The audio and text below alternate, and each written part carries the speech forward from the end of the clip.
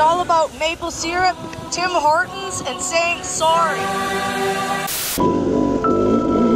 We are riding in the home territory of the Bytown Motorcycle Association, and we are loving the variety of single track they have. The club has provided our fearless ride leader, Matt, who provided special coaching in advanced balancing skills.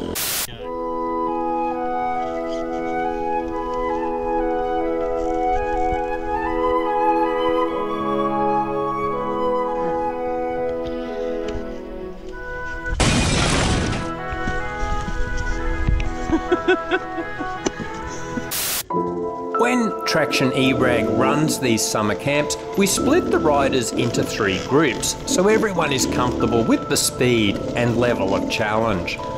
Today I'm riding with the more experienced guys, so we throw in something like this small climb with a very rough approach, then up a rock face.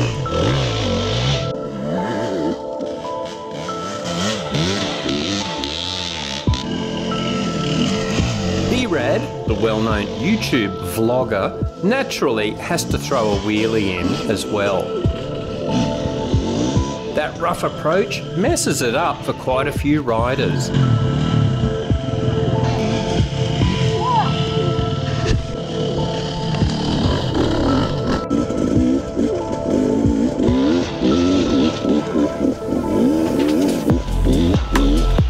And now I should introduce you to Coxie, who flew all the way from Australia for Traction E-Rag's Summer Madness. Why? Well, he's on the run from the police after sexually assaulting Tim Coleman's trophy.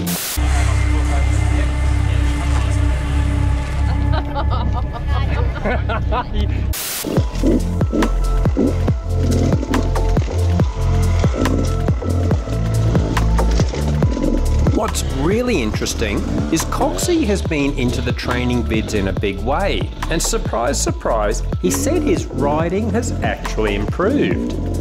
Most of you know the training vids are really just a very elaborate practical joke, and there's a class action lawsuit from riders around the world due to injuries, premature deaths, and just plain shitty riding technique ever since people have been using the vids. But for some reason, Coxie has dramatically improved his riding. Go figure. He's smooth, stands a lot, carries his corner speed, rarely spins the wheel, and it's obviously working for him. We featured some of his riding in a recent supporters vid about the Wildwood Rock Extreme Enduro. So, lots of guys have asked me for tips on how to ride faster, and I usually say, why ask me? I sucked at fast riding and gave up 4 years ago to focus on this cross training, a more trials-based, slow approach to technical riding. But I have compiled some tips from guys who probably know what they are talking about. So, here goes. Want to ride fast? First learn to ride slow. I've said this a gazillion times. All the best extreme enduro riders say the same mantra. Trying to ride fast straight away will just compound your shitty riding technique. It will be harder to unlearn them later. So slow down, get the techniques right, then gradually dial in the speed. Focus on technique. On these rides, we would do coaching every morning, then a social ride every afternoon. Many riders would just revert to their old style of riding, and there were only a few like Coxie where you could see them applying everything they had learned. Interestingly, every single girl in the women's coaching could be seen applying everything learned in the morning coaching on the afternoon rides. Body position.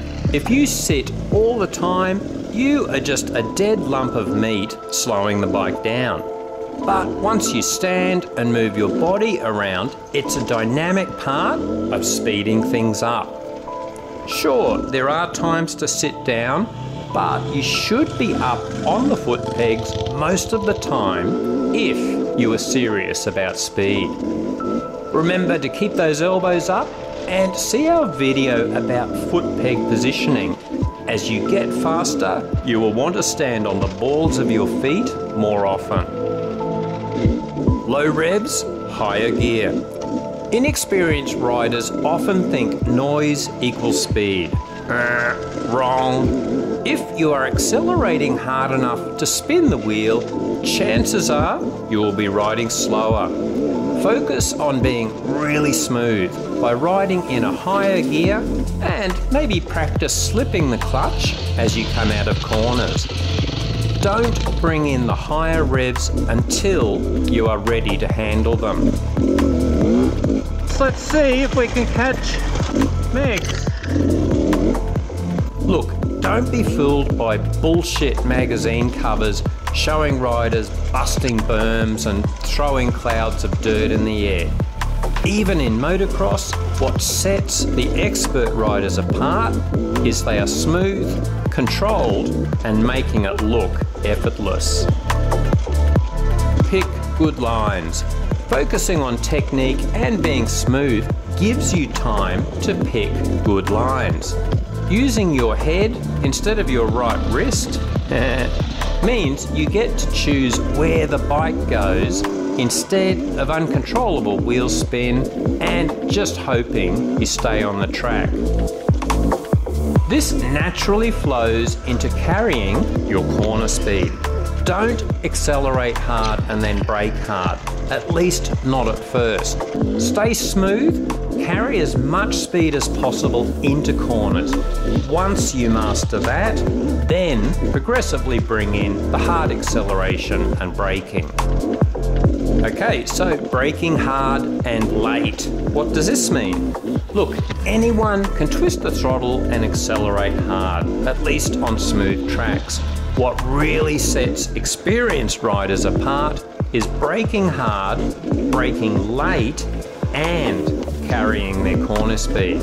Look, most of us will never lead to learn this, but if you are serious about getting fast, braking drills will eventually become necessary. Just learn the basics first. Get coaching. You can learn a fair bit from videos, but coaching really pays off. We can't count the times we have corrected someone's body positioning and they say, "But I was doing that." Without feedback, it's surprising how often you think you have it right, but you are just reinforcing bad technique you will need to unlearn later. Exercise.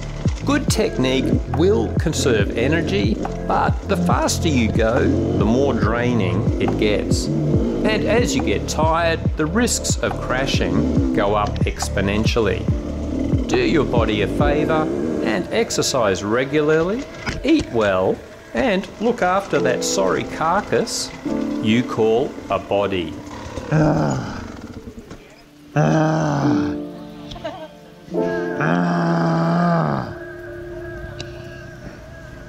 I'm okay.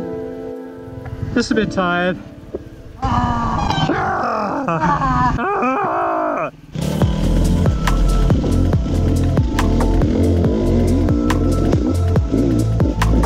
Suspension. Most dirt bikes have pretty good suspension nowadays, and we think far too many riders blame their bikes when it's more likely to be crap riding technique.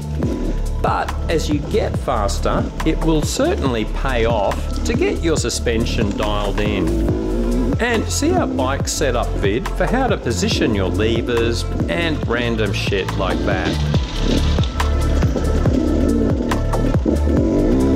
Finally, you will learn faster and with more safety if you stay within the edges of your comfort zone.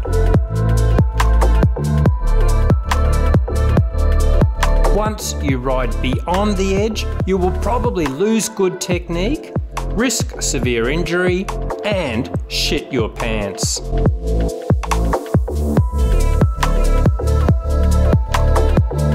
So, sorry if you're expecting some red hot tips like turbocharging your bike, but we think these general guidelines should see you on your way into getting faster, if that's your thing.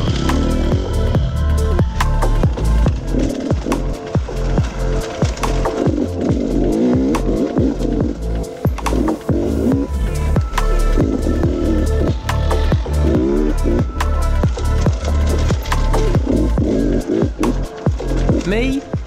I'm getting to that age where I snap instead of bouncing when I crash, so I will stick with the slower, more challenging stuff when possible. The occasional squirt of speed you see in this video are only because I was coming to the end of the Canadian summer, and if I hurt myself, I would not have been letting too many people down. So stay rubber side down, my dirt riding sisters and brothers.